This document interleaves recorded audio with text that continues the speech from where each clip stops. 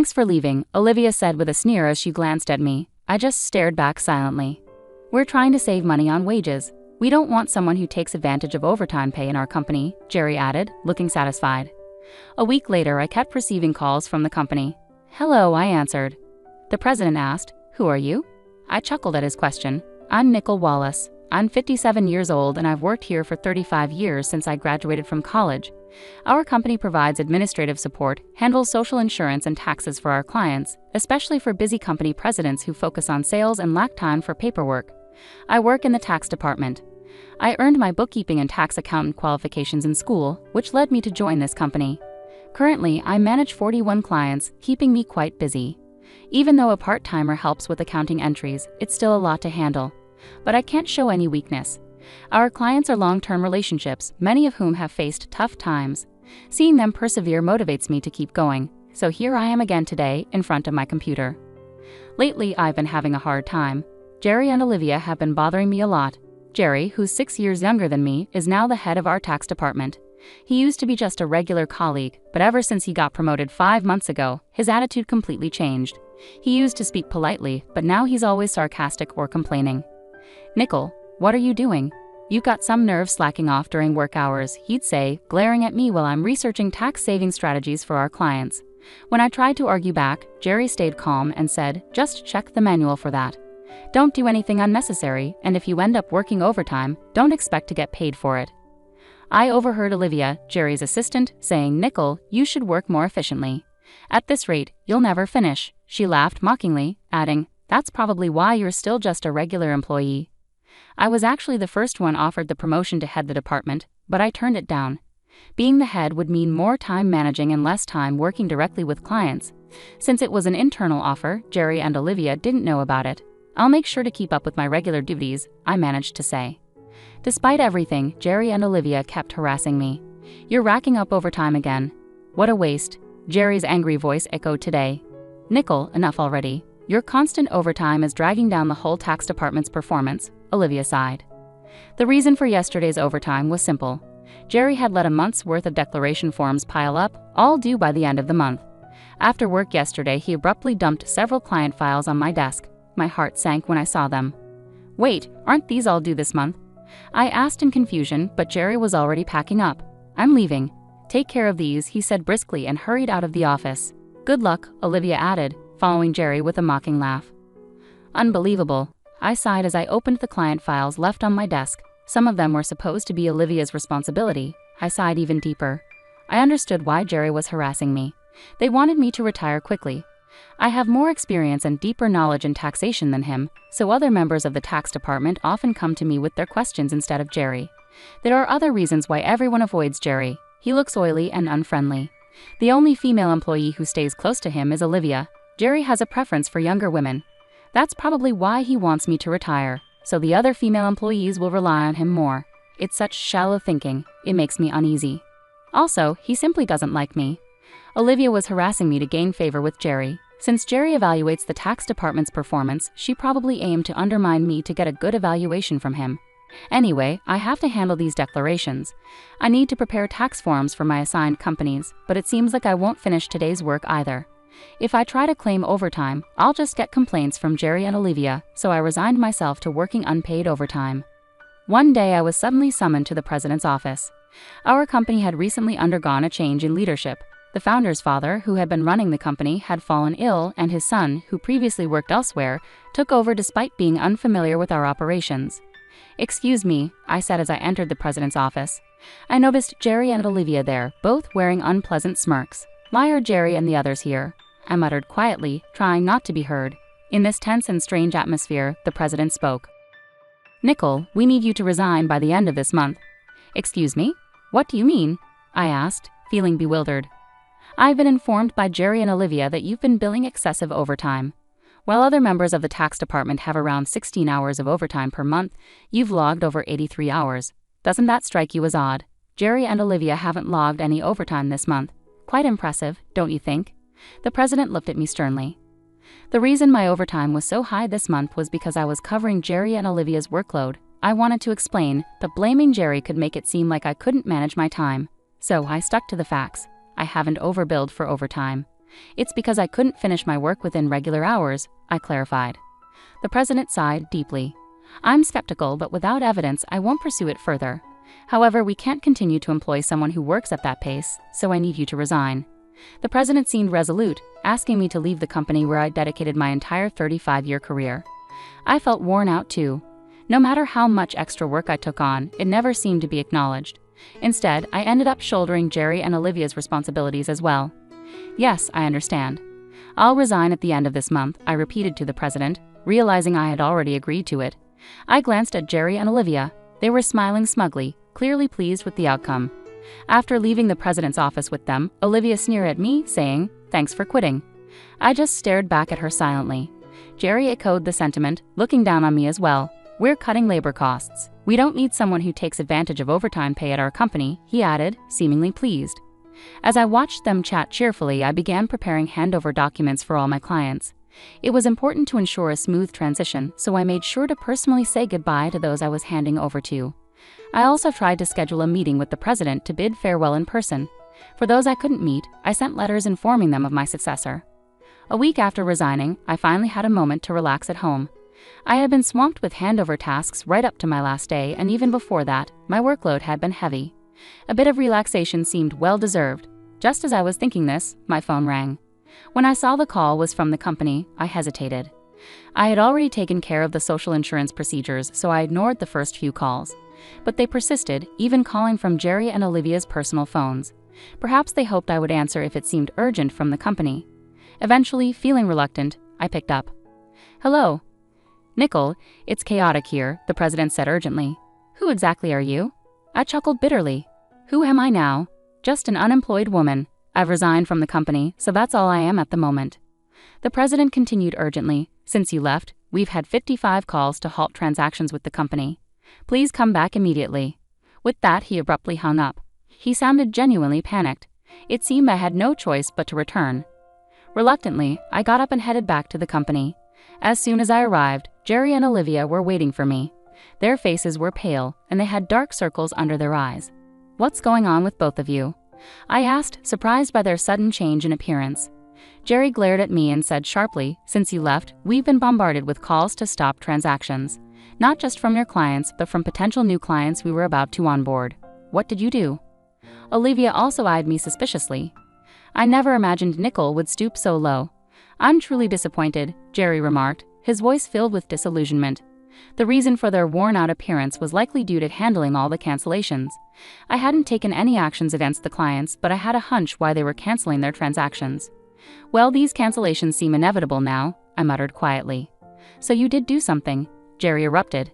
"Get to the president's office immediately." He then hurried me along to the president's office, with Olivia following closely. "President, I brought her," Jerry declared forcefully as he swung open the door, with Olivia entering hastily behind him. "I've been waiting," the president said, fixing his gaze on me. Jerry accused me as if I were the culprit. "It appears that Nicole was involved in the cancellation of transactions with our clients. We should not only have her resign but also consider legal action for damages," Olivia argued vehemently, choosing her words carefully in front of the president. The president ignored Jerry and Olivia's interruptions and turned to me again. "Why did so many companies stop transactions after you left?" I took a deep breath and replied firmly, "It's simple. Our clients didn't just need basic tax management. They valued the personalized tax-saving strategies I'd offered. They could get cheaper services elsewhere, but they chose to stay with us because of the tailored approach I provided." Jerry snapped at me. "Who do you think you are to talk like that to the president? Do you really believe you're that indispensable?" Olivia taunted, "That's absurd. It has to be Nicole's doing." The president's expression was serious. Jerry and Olivia focus on operating strictly by the book, optimizing efficiency. But Nicole's approach involves more than that. It's about offering custom strategies that benefit our clients individually. One-size-fits-all solutions don't always meet our clients' needs, which is why many valued Nicole's contributions and chose to remain with us. Jerry grew visibly frustrated. "How can we justify spending so much time on each client's case? It's inefficient." "Yeah, it's not practical," Olivia added emphatically. The president sighed deeply and revealed, "Actually, I just spoke with Dad, the former president. Some of the clients who stopped transactions went directly to him to discuss Nicole." I was taken aback by this unexpected turn. I hadn't realized the extent to which clients valued my contributions. Dad mentioned that the tax department thrived because of Nicole. She not only managed her own clients exceptionally well but also supported her colleagues' clients, offering expertise that Jerry can't match. They'd also mentioned that if Nicole hadn't declined a promotion earlier, she would have been in a higher position than a department head by now, the president said with a troubled expression. "No way," Olivia exclaimed, clearly shocked. It seemed she couldn't fathom the idea of me potentially being her superior. The president continued, his tone regretful. "I deeply apologize for asking you to resign, Nicole. Can we rescind your resignation? You're indispensable to our company." I was genuinely pleased by the president's change of heart, but I hesitated to accept it. Before I could respond, Jerry interrupted forcefully. "President, what do you mean she's better than me? I can't accept this." Jerry was visibly upset, his voice betraying his frustration. Olivia joined in, protesting. "Jerry is an excellent leader who genuinely cares for his team. Are you really favoring Nicole over him? That's unfair." The president fixed a stern look on them both. "In fact, since Nicole resigned, we've been receiving numerous complaints from the tax department. It seems that both of you have been offloading your responsibilities onto others, haven't you?" "What? That's not true." Jerry's face paled, his denial immediate. The president spoke with a look of disappointment. "I've heard from the staff. Jerry, you've been delegating the preparation of your clients' declaration forms to your subordinates, even assigning Olivia's workload to them for many clients." Beside Jerry, who grew visibly paler, Olivia trembled when her name was brought up. "There have been reports that you shifted your responsibilities onto Nicole before she resigned. Jerry, you even called her a time thief. It seems the roles have been reversed, haven't they?" The president sighed heavily. "No, that's not true," Jerry stammered, clearly flustered and unable to defend himself. Watching Jerry and Olivia both turn pale, the president continued sternly, "Furthermore, there have been reports of a relationship between you two. You've been seen leaving work together frequently. But Jerry, aren't you married?" The president's glare intensified as he looked at Jerry and Olivia. "I was simply mentoring Olivia in my role as her superior, nothing more," Jerry struggled to explain, but the president produced several receipts. "These are expense receipts flagged by the accounting department, dining expenses claimed by Jerry. Who were these meals with? Certainly not clients, right?" Jerry was sweating profusely, unable to answer. Olivia's face turned ashen. "Jerry and Olivia, not only have you neglected your responsibilities and inflated expense claims, but you've also engaged in an inappropriate relationship within the office, despite being married. According to company policy, I am terminating your employment effective immediately," the president stated calmly and decisively. Jerry and Olivia pleaded desperately. "Please wait. I'll retract the expense claims, just don't fire me." "I have a family," Jerry begged, trying to reverse his termination. Olivia echoed his plea. "Please, I don't want to lose my job. I'll apologize to Nicole and others for dumping work on them." Olivia was visibly on the brink of tears, realizing the gravity of being fired for neglecting her duties and having an affair with a superior. She must have been deeply concerned about her reputation. Trying to offer some advice, I said to Jerry and Olivia, "Why continue to resist? It's not helping your situation." Jerry shot me a glare. "Shut up? What could someone like you possibly understand?" I sighed and replied, "Jerry, it was your actions that led to my resignation. It's just karma. What goes around comes around. Perhaps it's time for you to take responsibility and do some self-reflection." "Damn it," Jerry exclaimed in frustration, while Olivia bit her lip anxiously. I haven't disclosed everything yet, but there's more to Jerry and Olivia's misconduct. Should I share more details? I asked the president with a wry smile.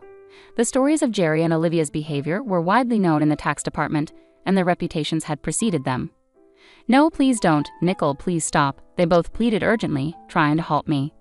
Giving them a firm ultimatum, I said misdeeds have a way of surfacing eventually. It might be in your best interest to confront reality before it escalates further. At my words, both Jerry and Olivia fell to their knees. The president wasted no time and terminated their employment on the spot. Later, I disclosed their wrongdoings, which included Jerry fabricating business trips to spend time with Olivia for days, as well as pressuring disliked colleagues to resign by unfairly reprimanding them and imposing sudden, unreasonable deadlines.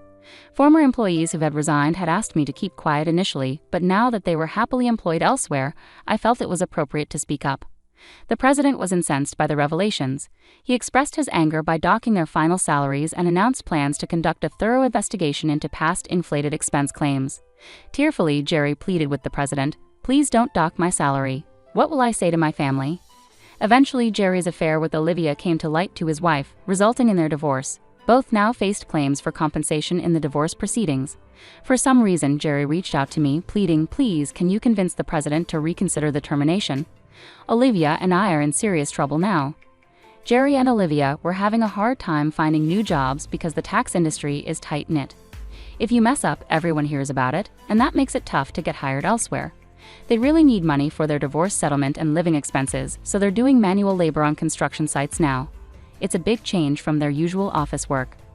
Olivia calls me crying often, saying, "Nicole, please help. I just wanted a raise and a better life," she would say tearfully, but I couldn't bring myself to help. I still vividly remembered the stress and problems they caused me. I would say to Olivia, "You made your choices, now you have to deal with them," I explained. "You can't expect sympathy when you never showed any to others." "But it's so tough," Olivia would cry. "I never thought it would turn out like this." "Actions have consequences," I replied. "You and Jerry brought this upon yourselves. You can't undo it now. You have to face the consequences of your actions." Olivia's despairing cries were the consequences of her own decisions. It was a tough lesson, but one she needed to learn. Meanwhile, I found solace in my new routine. Working at my friend's tax office was fulfilling. I enjoyed the work and the positive environment, unlike the toxic atmosphere Jerry and Olivia had created. The president's requests for my return became more frequent. "Please come back, Nicole, we really need you," he would urge. Each time I would politely decline, saying, "I'm sorry, but I've moved on." I appreciate the offer though. Every day, starting my own office seemed like a clearer goal. In my own space, I could make the rules. No more unfair treatment or office politics. My focus would be on giving my clients the best service, building relationships based on trust and respect. In this new phase of my life, I finally felt at ease. I felt lighter, free from the burdens of the past. My days had purpose, and my nights were calm, without the anxiety that used to bother me. Looking ahead, I saw endless opportunities. I could learn more, face new challenges, and create something from scratch. My second chance was just beginning, and I was eager for what lay ahead. Freed from the negativity of my old job, I embraced the opportunities ahead with enthusiasm. As I planned my new business, I recalled the support and trust my clients had shown me. They were my motivation to stay in this field. Their faith in my abilities formed the bedrock of my new venture. With them in mind, I felt confident in my future success. Though my journey had been challenging, it had also made me resilient. Strengthened by my experiences, I was prepared to turn the page and embark on a new chapter with renewed vigor and a clear vision. Ultimately, Olivia and Jerry's setbacks served as a stark reminder of the importance of integrity and respect in the workplace. Their story underscored my commitment to fostering a positive and supportive environment in my own office. Moving forward, I carried the knowledge that I could overcome any obstacle. My determination and resilience had brought me this far and would continue to guide me in the future. My second chance wasn't just a continuation of the past, it was a fresh start filled with promise and potential.